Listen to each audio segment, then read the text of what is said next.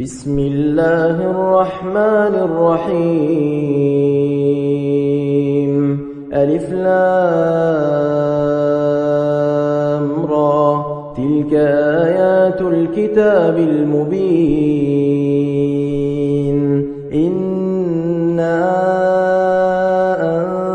أنزلناه قرآنا عربيا لعلكم تعقلون نحن نقص عليك أحسن القصص بما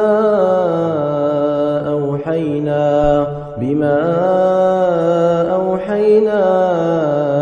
إليك هذا القرآن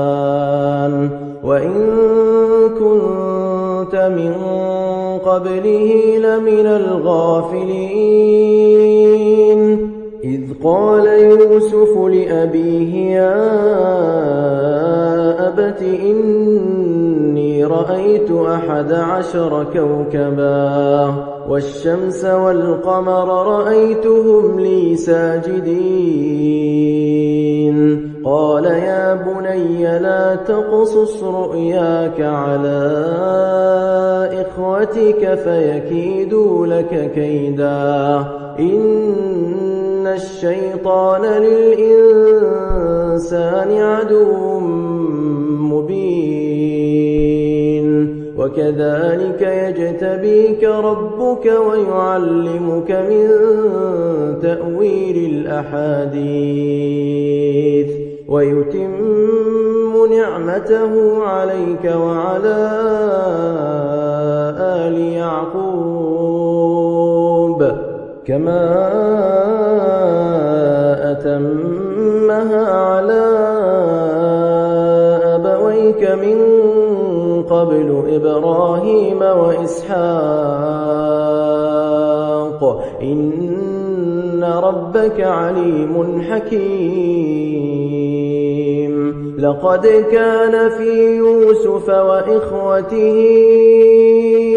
آيات للسائلين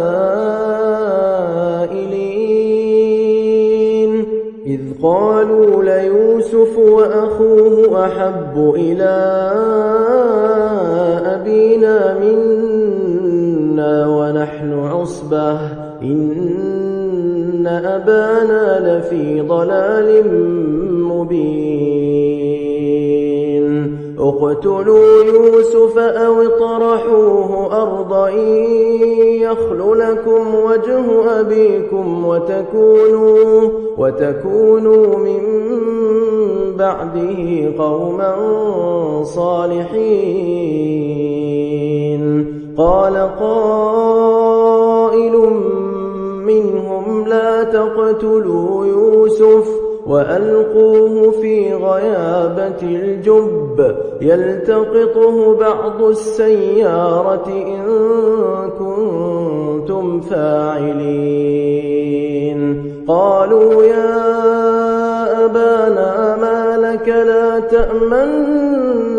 على يوسف وإنا له لناصحون أرسله معنا غدا يرتع ويلعب وإنا له لحافظون